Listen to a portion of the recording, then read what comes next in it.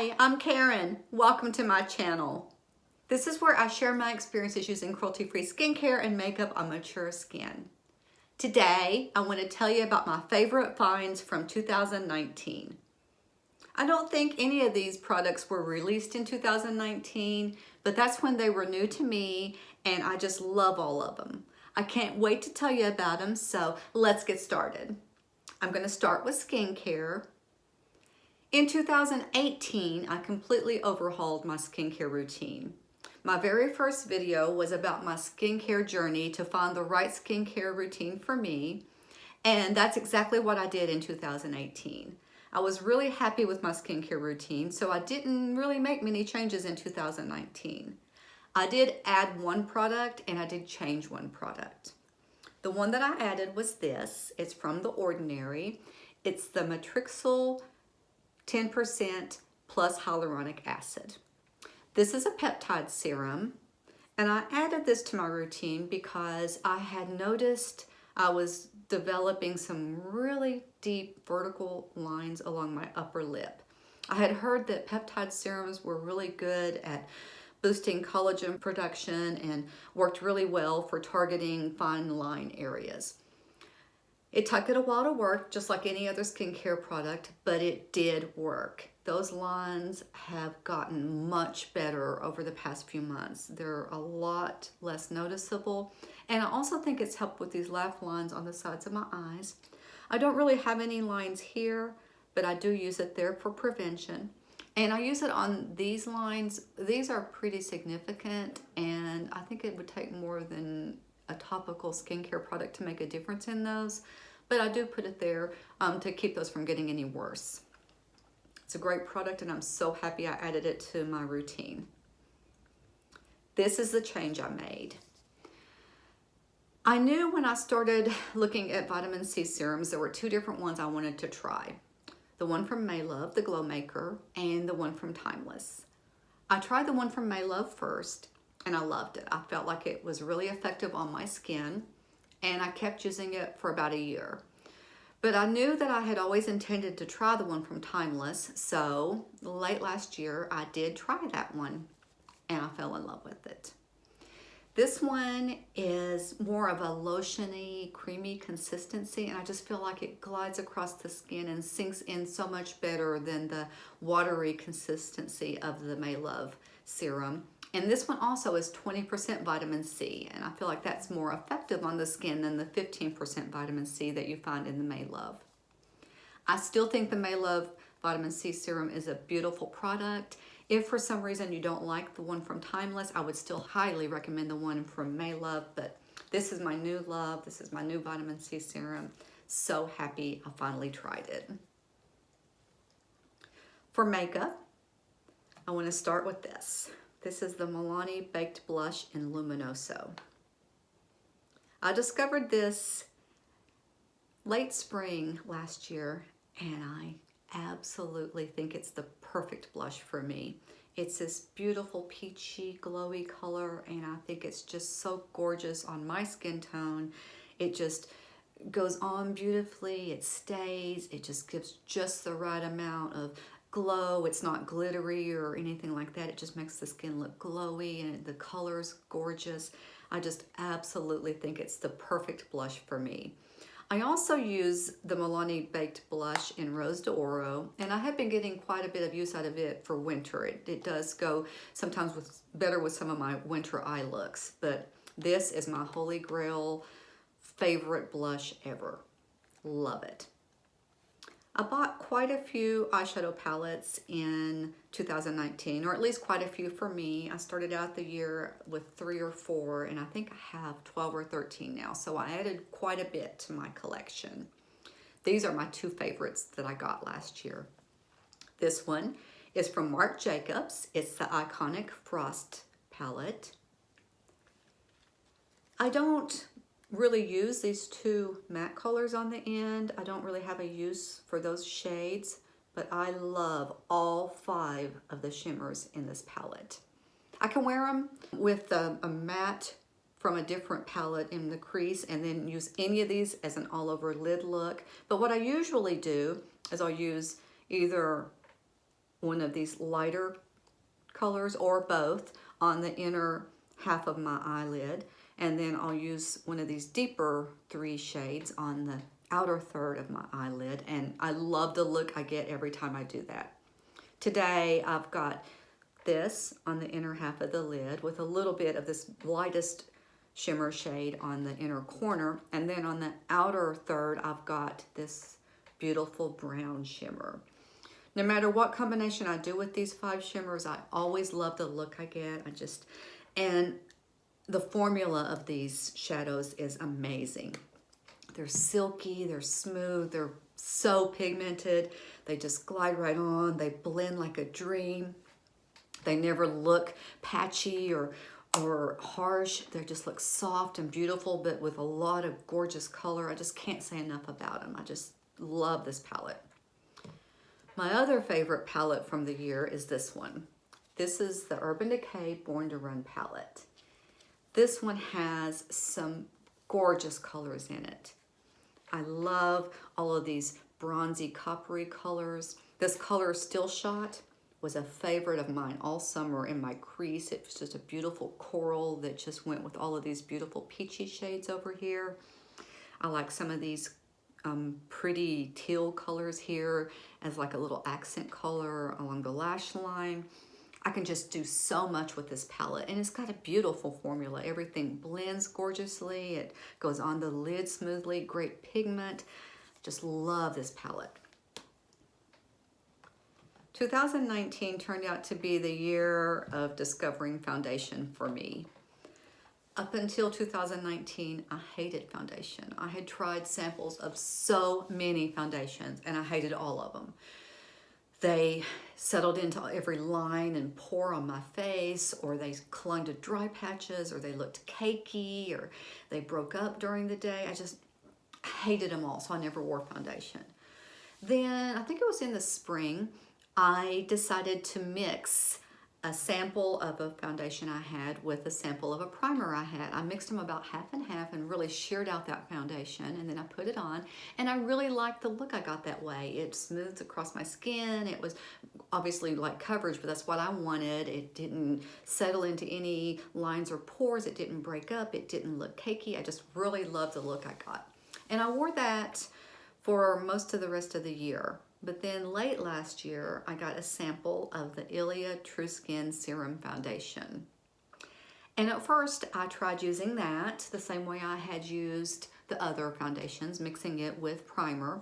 But when I did that, it sheared it out too much. So I thought, well, maybe this is a foundation I don't even have to mix with primer. Maybe I'll like this one all by itself. So I tried it, and I loved it. It doesn't settle into any lines or pores. It doesn't look cakey. It doesn't stick to dry patches. I just love this foundation. Love it. I'm so happy I found it. For hair care, I have my Olaplex products. I have the 3, 4, and 5. 3 is the Hair Perfector. 4 is the Bond Maintenance Shampoo, and then 5 is the Bond Maintenance Conditioner. I really, really love the shampoo and conditioner, but the Hair Perfector, this is where the real magic is. So here's what happened. It was in the spring, and I've got super fine hair that's easy to damage. I also have an oily scalp. So sometimes when I try shampoos to clean my oily scalp, they strip my hair. I was trying a new shampoo in the spring, and I was blow drying my hair with a round brush, and I had some heat protectant on my hair, but obviously not enough because I singed my hair. So I cut off the damage, and I started doing research on what I could do for my damaged hair. I kept coming across Olaplex, so I thought I'd give it a try, and I'm so glad I did. This saved my hair. It really does what it says it's going to do. It rebuilds those bonds in that damaged hair. It just absolutely saved my hair. I still use it even though I don't have damage on my hair right now. I use it for maintenance and prevention, but I just will never be without these products. I love them. Highly recommend Olaplex. I have some tools I want to tell you about. This first one is my reusable cotton rounds. This is one of them, and then here's my jar that I keep on my vanity full of them.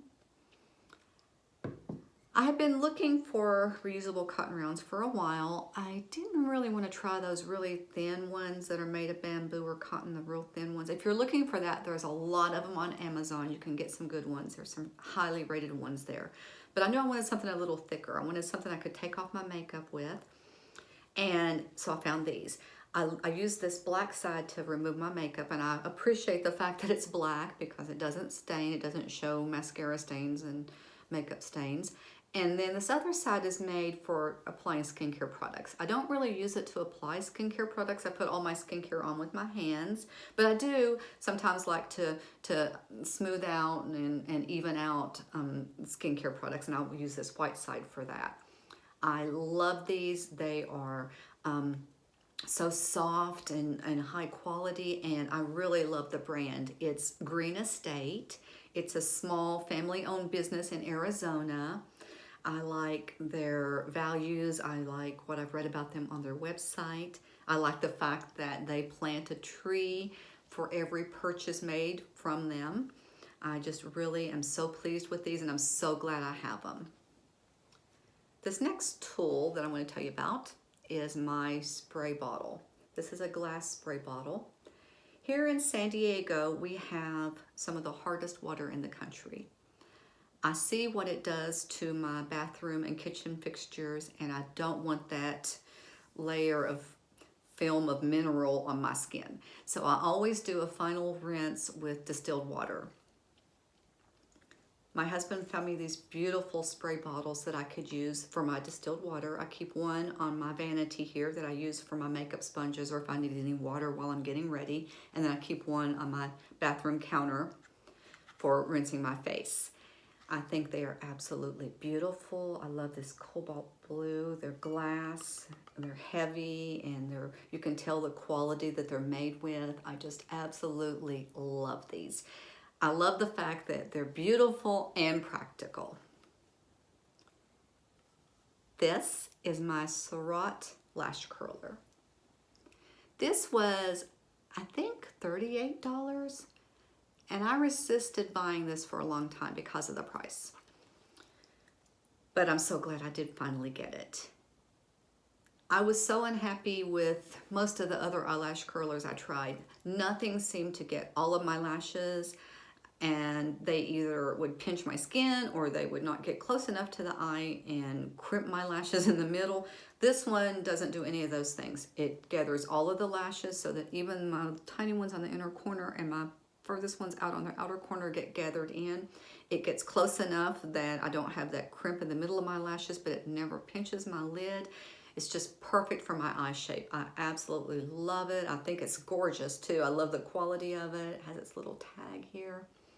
I just think it's such a nice makeup tool. It's gonna last me a really long time, which makes me feel a little bitter about the price, and it works perfectly. I think that's it. I think that that's all of my favorites. Oh, I do have one more I want to show you. This is an accessory. I'm not really big on talking about accessories a lot on my channel, but I do want to show you this one. And I did have this on my channel during the year. This showed up in my What's in My Purse video. This is my work bag. It's from the brand Chala, and I actually have 3 bags from this brand. This was my first one. This was a birthday present from my husband a couple of years ago. This is a cruelty-free vegan handbag company. And this little one is just great for when I just want to throw my phone and my keys in my bag and run out the door, which I do pretty often. This is my everyday bag that I did my What's in My Purse video based on. And I actually bought this one at first to be a work bag, but I just liked it so much for every day. I changed this to my everyday bag and decided to get a different one for my work bag. I have a lot of things I have to carry back and forth to work that are specific to work, so I do keep a separate work bag. I'll just throw in my license and switch that back and forth between the purses, and then I keep this one for work.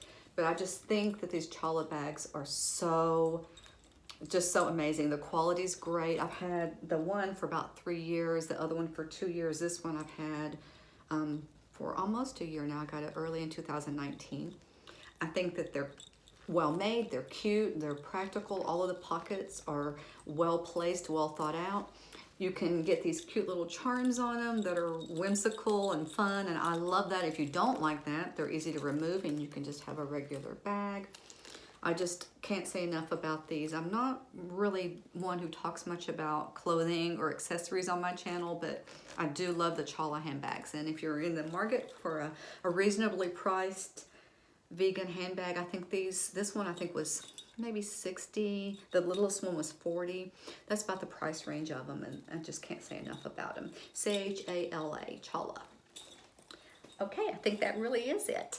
I hope you liked this video. If you did, please consider subscribing. Just hit that subscription button here below and then ring the notification bell next to that so that you'll know when I post new videos. Bye for now.